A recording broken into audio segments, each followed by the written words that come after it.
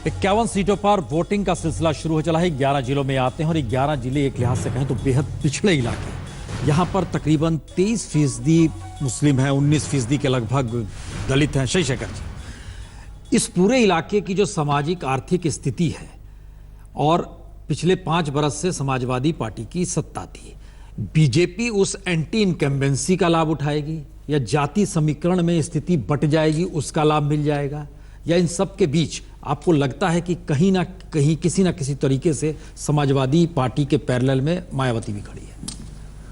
बढ़िया सवाल है, लेकिन मैं इसको संजय सिंह और अमिता सिंह से शुरू करना चाहूंगा। बिल्कुल। अमेठी का हाल देखिए, 2 रानियां हैं, एक भूतपूर्व राजा है, एक वजीर है और 2 ऐसे बादशाह हैं, एक लखनऊ में बैठा है, एक दिल्ली में बैठा है। कौन किसका बादशाह बचा रहा है, कौन किसकी रानी को पीट रहा है, कौन जीत रहा है, ये गड्ढ है। असल में उत्तर प्रदेश के जो अब तक 4 चरण के चुनाव हुए हैं, ये त्रिकोणीय फाइट की वजह से इतने ज़्यादा गड्ढ हो गए कि मुझे लगता है कि फैसला कुन चुनाव अब होना शुरू हुआ है। ये 3 दौर डिसाइड करने जा रहे हैं कि उत्तर प्रदेश की हुकूमत कौन करेगा। और ऐसा कहने की सबसे मेरी बड़ी वजह यह है कि एंटी इनकम्बेंसी अखिलेश के लिए नहीं थी। मैं उत्तर प्रदेश में बहुत घूमा, लॉ एंड ऑर्डर की कुछ लोग बात अलबत्ता ज़रूर करते थे, पर उनके बगल में खड़े लोग कहते थे जी ऐसा तो हर जगह होता है। अखिलेश की बुराई करने वाला कोई नहीं था। जैसे मोदी के प्रशंसक पैदा हो गए बहुत सारे, वैसे अखिलेश के भी प्रशंसक थे, संख्या में भले ही थोड़ा कम ज़्यादा रहे हों। नंबर 1। नंबर 2, पार्टियों का जो अंदर का जो रसायन है वो बहुत परिवर्तित हो गया है। पिछला चुनाव मायावती बनाम मुलायम सिंह था, ये चुनाव बहुत, मैं 2012 की बात कर रहा हूँ।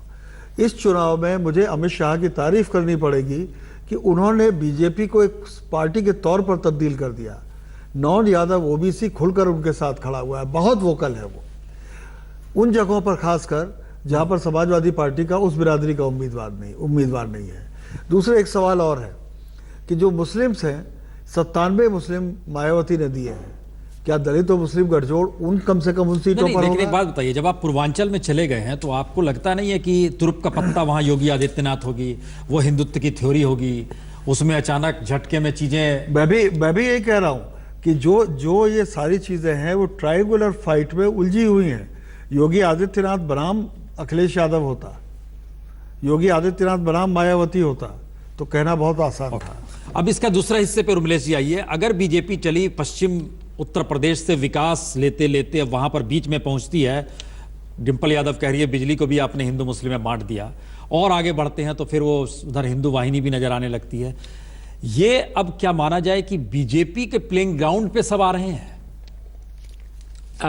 देखिए, इसमें कोई दो राय नहीं कि भारतीय जनता पार्टी ने तीसरे राउंड के बाद इस चुनाव को अपने एजेंडे पर लोगों को लाने में सफलता पाई और वो लोग इस ट्रैप में फंसे हैं, इसमें कोई दो राय नहीं। और ये चौथे राउंड से ही शुरू हो गया था, क्योंकि तीसरे राउंड के बाद मुझे लगता है कि बीजेपी का आकलन जरूर रहा होगा उसके टॉप स्ट्रेटजिस्ट और नेताओं का कि कहीं ना कहीं हमारी कमजोरी है इस चुनाव में और वो हम विजयी नहीं दिख रहे हैं।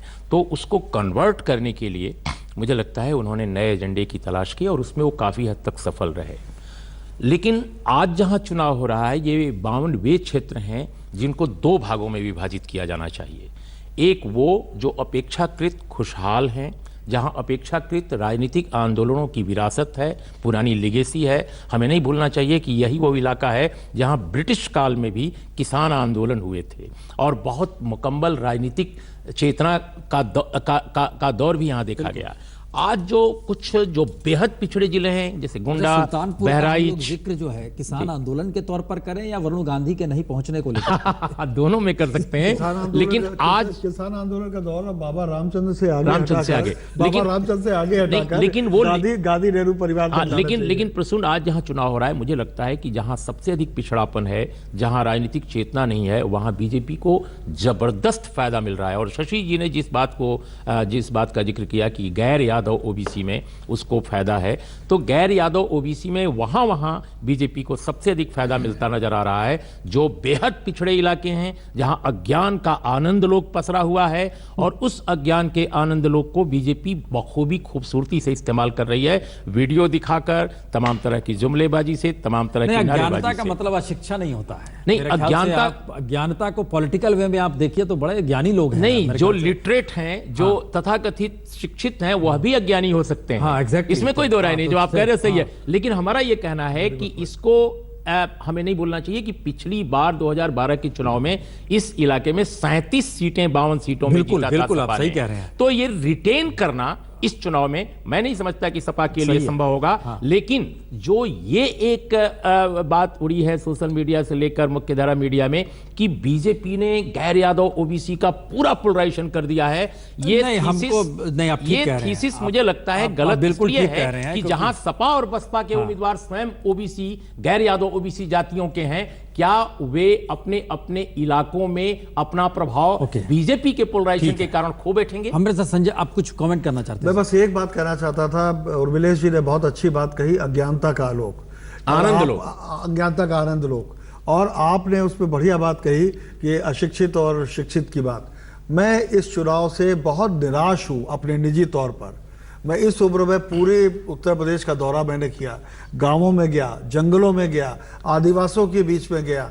मैं पहली बार ऐसा देख रहा हूं कि इतने असत्य का बोलबाला है चारों ओर, और झूठ को ही लोगों ने सच मान लिया है, और झूठ के लिए लोग प्राणपण से लड़ रहे हैं। संजय पुगलिया भी हमारे साथ है। संजय पुगलिया, देखिए सवाल संजय पुगलिया यह भी है कि 4.5 बरस समाजवादी पार्टियों की सत्ता, उसके बाद 6 महीने अखिलेश यादव का जो नए तरीके से उभर कर आना, और अब चुनाव में तीसरे फेज के बाद जिसका जिक्र किया उर्मिलेश जी ने भी, उसके बाद जो भाषा का इस्तेमाल हो रहा है और जिस तरीके से प्रभावित, क्या इस तरीके से वाइबल डाइबल स्थिति रहती है इलेक्शन में, या लोगों के जहन में रहता है बहुत क्लियर कि किसे वोट देना है? नहीं, आमतौर पर प्रसून बहुत क्लियर रहता है कि किसको वोट देना है, और इसमें यह मानना गलती होगी कि शुरू के 2 राउंड में कोई खराब खबर आ गई, उसके बाद बीजेपी ने अचानक अपनी रणनीति बदली हो, ऐसा नहीं है। बीजेपी बहुत सावधान थी कि पहले 2 राउंड में पोलराइजेशन न हो, वो उसको सूट करता है, क्योंकि वहां मुसलमान आबादी डिसाइसिव तरीके से प्रभावित कर सकती है चुनाव को। तीसरे दौर के बाद से खुल करके आ गए, और पोलराइजेशन का भी उन्होंने काम अच्छे तरीके से किया। और तीसरी तरफ जातियों का, जो नॉन यादव जातियों की बात हो रही है, उनको एक तरफ लाने का भी काम बड़े पैमाने पर किया। जैसे हम मायावती की 97 सीटों की बात करते हैं, ऐसे ही हमको ध्यान देना चाहिए कि सबसे ज्यादा सीटें इस बार इन्होंने जो नॉन यादव ओबीसीज हैं, बीजेपी ने एग्रेसिवली उनको देने की कोशिश की है। जातियों के लोकल समीकरण का बहुत ध्यान रखा है। हम चूंकि नेशनल मीडिया में इस बात को लेकर के बहुत व्यस्त हो गए थे कि बाप से लड़ गए, एंटी इनकम्बेंसी को दूर कर दिया, कमाल का चमत्कार कर दिया, बैगेज पीछे छोड़ दिया, इसलिए अखिलेश यादव लगता है कि बहुत अच्छा कर रहे हैं, क्योंकि उनके बारे में कुछ बुरी बात हम नहीं सुनते। लेकिन हम इस बात को भूल रहे थे कि 4.5 साल की एंटी इनकम्बेंसी को वहां का वोटर कैसे भूलेगा। उसको तो याद रहेगा कि हम इस कार्यकाल का असेसमेंट कैसे करें। पिछले 6 महीनों में वहां के घटनाक्रम के कारण हमारा एनालिसिस, हमारा फोकस उन बातों पर ज्यादा था। लेकिन हम एक स्थिति दिखाते हैं आपको, चूंकि जिक्र जब ध्रुवीकरण का हो रहा है, होते हैं। अयोध्या में पहली बार बीएसपी ने एक मुस्लिम कैंडिडेट को उतार दिया है, और बाला महंत वहां पर आए होंगे वोट डालने के लिए, अब जरा बात करेंगे। हमारे साथ है हनुमानगढ़ी के महंत ज्ञानदास जी। महंत जी, सबसे पहले ये बताइए कि आज आप लोग पूरे साधु संतों के साथ वोट डालने आए हैं, क्या आपके लिए सबसे बड़ा मुद्दा है अयोध्या में? सबसे बड़ा ये अयोध्या का मुद्दा नहीं, ये इसमें प्रदेश का मुद्दा है। प्रदेश का चुनाव होने जा रहा है, प्रदेश में जो विकास करेगा, विकास कर रहा है, आने वाले समय में आज भी हम उसी पर वोट डालने आए हैं। ये बताइए कि अयोध्या का नाम लेकर के राजनीति बहुत होती है, राम मंदिर की बात होती है, लेकिन यहाँ पर लगता है कि चुनाव जीतने के बाद लोग इसको भूल जाते हैं, सिर्फ चुनाव के समय पार्टियों को राम याद आता है। हम सर आपसे बता दें, ये बीएचपी के जो संत हैं, जो उसका पट्टा बांधी घूम रहे हैं, उनसे पूछिए कि यह क्यों एजेंडा में आता है, फिर क्यों चला जाता है। जब चुनाव आता है तो राम मंदिर बनता है, उसके बाद ठप क्यों हो जाता है, वो तो वो बता सकते हैं। लेकिन ये बताइए कि समाजवादी पार्टी ने पर यहाँ पर आकर कहा कि राम कथा संकुल बनाएंगे, बीजेपी ने यहाँ पर आकर के कहा कि राम सर्किट बनाएंगे, राम संग्रहालय बनाएंगे, बना कुछ भी नहीं, कुछ जमीन। हम बता दें, शायद आपने तकनीकी हिसाब से देखा नहीं, यहाँ जो जो जो मुख्यमंत्री जी ने जो घोषणा किया था वो सीवर पड़ रहा है। आपके जो है वो अस्पताल का काम चालू हो गया है दर्शन नगर में, और जो है वो संध्या भवन का उसका भी काम जारी है। काम जारी है, ओके नहीं हो हुआ, लेकिन काम तो जारी है। आपको, लेकिन आप अयोध्या की अगर बात करें महेंद्र जी, तो क्या लगता है कि अयोध्या में क्या सबसे बड़ा मुद्दा यहाँ के अयोध्या के लिए है? अयोध्या में जब तक अयोध्या में राम मंदिर मस्जिद का मामला सॉल्व नहीं होगा, तब तक पूरे देश का विकास नहीं हो सकता, भ्रष्टाचार नहीं मिट सकता। लेकिन अगर लोग ध्यान दे तो, और उस पर जो है वो सब सक्षम है, कर सकते हैं, लेकिन वो राष्ट्रीय स्तर के नेता लोग कर सकते हैं, जो राष्ट्र में बैठे हुए वो कर सकते हैं। उनका इच्छा हो तो सब भी हो सकता है। माननीय प्रधानमंत्री जी से हमारा प्रार्थना है कि इस मुद्दे को अपने हाथ में लें, क्योंकि और लोग राम मंदिर का कह रहे हैं, लेकिन प्रधानमंत्री जी के वो बयान नहीं आ रहा है, अमित शाह जी का नहीं आ रहा है, आपके गृह मंत्री का नहीं आ रहा है। इन लोगों को बयान आना चाहिए, तब कुछ समझ में आवे। ये छोटे भैया नेता तो दिन रात चलता अपना फायदा के लिए करते रहते हैं। माननीय प्रधानमंत्री जी से हमारा यही प्रार्थना है कि इस मुद्दे को सॉल्व करिए। और इसमें जैसे एक पोटा कानून आया था, वो कांग्रेस लाया था, तो पोटा कानून को अटल बिहारी जी प्रधानमंत्री हुए तो राज्यसभा में उनका बहुमत नहीं था, लेकिन राज्यसभा लोकसभा का मीटिंग बुला करके बहुमत के आधार पर उसको समाप्त कर दिए। तो आप लौट रहे हैं छोटे से ब्रेक के बाद। जिक्र इस बात का होगा कि जिस ज्ञान का जिक्र महंत कर रहे हैं, वो ज्ञान अगर वाकई प्रधानमंत्री कर दे मंच से तो क्या। तो अयोध्या में वोट डालने के बाद महंत का कहना है कि प्रधानमंत्री को ये ज्ञान आना चाहिए कि वो मंदिर का जिक्र करे। शशिशेखर जी, अगर ये ज्ञान प्रधानमंत्री को आ जाए, अमित शाह को आ जाए और राजनाथ सिंह जिसका वो जिक्र कर रहे हैं, तो देश में बवाल मच जाएगा। महंत जी का वोट तो उन्हें मिल ही जाएगा, बाकी देश में जो हो वो। अब आप बताइए, जिसका जिक्र उर्मिलेश जी कर रहे थे, जो अज्ञानता का जिक्र, पॉलिटिकली साउंड लोग यूपी के भी माने जाते हैं बहुत ज्यादा, पूर्वी उत्तर प्रदेश में तो बहुत ज्यादा पॉलिटिकल साउंड माने जाते हैं। तो क्या ये माना जाए कि ये इशू जो होते हैं, राम मंदिर का इशू है, कोई मैटर नहीं करता है चुनाव जीतने हारने में? देखिए, राम मंदिर का इशू जो भी रह के उठाते हैं, बीजेपी ने उसको खुद भी नेपथ्य में डाल दिया है, क्योंकि वो अच्छी तरह जानते हैं कि इसका भी कोई उन्हें लाभ वाभ नहीं मिलने वाला है, और न प्रधानमंत्री उसको बोलने जा रहे हैं। और प्रधानमंत्री घाटा हो सकता है। लखनऊ में आप याद करें, लखनऊ में विजयादशमी वाले महोत्सव में प्रधानमंत्री ने जय श्री राम से शुरू किया था, और शायद अलीगढ़ में भी उन्होंने जय श्री राम से शुरू किया था अभी जब वो गए थे, या भारत माता की जय से शुरू किया था। तो प्रधानमंत्री को जब जो कार्ड चलना होता है वो चल देते हैं। लेकिन एक बात तय है, ये देश राम मंदिर को छोड़कर थोड़ा आगे बढ़ गया है। महंत जी जहाँ हैं वो उनकी अपनी एक पोजिशनिंग है और उस पर वो कायम है, पर आज उनकी बात में चैलेंज ज़्यादा नज़र आ रहा था, सुझाव कम नज़र आ रहा था। एक मिनट, एक चीज और बताइए। विनय कटियार से हमारे संवाददाता बात कर रही थी, 33 बरस हो गए उस शख्स को राम मंदिर के नाम पर पॉलिटिक्स करते हुए, जब से बजरंग दल बनाया उन्होंने। और अब प्राइम मिनिस्टर मोदी जिस राजनीति को लेकर आगे जाना चाहते हैं, और जिसका जिक्र शशिशेखर जी ने कहा कि एक पार्टी के तौर पे अमित शाह ने उत्तर प्रदेश में बीजेपी को जगह दे दी, यहां से पीछे ये लोग लौटेंगे कभी इस चुनाव के बाद? मतलब आपका कहना है कि सोशल इश्यूज को लेकर? हमारा कहना, जिन इश्यूज के जरिए बीजेपी ने खुद को खड़ा किया यूपी में। देखिए, मेरा बिल्कुल नजरिया साफ है कि राम मंदिर जो इशू है वो बिल्कुल भोथरा हो गया है। जैसे एक जमाने में पॉलिटिकल टर्म और इकोनॉमिक टर्म समाजवाद भोथरा हो गया, ठीक है जी। आज उसको कोई नहीं चाहता कि अपने मैनिफेस्टो में रखे या उसके आधार पर चुनाव लड़े कि हम समाजवाद लाएंगे।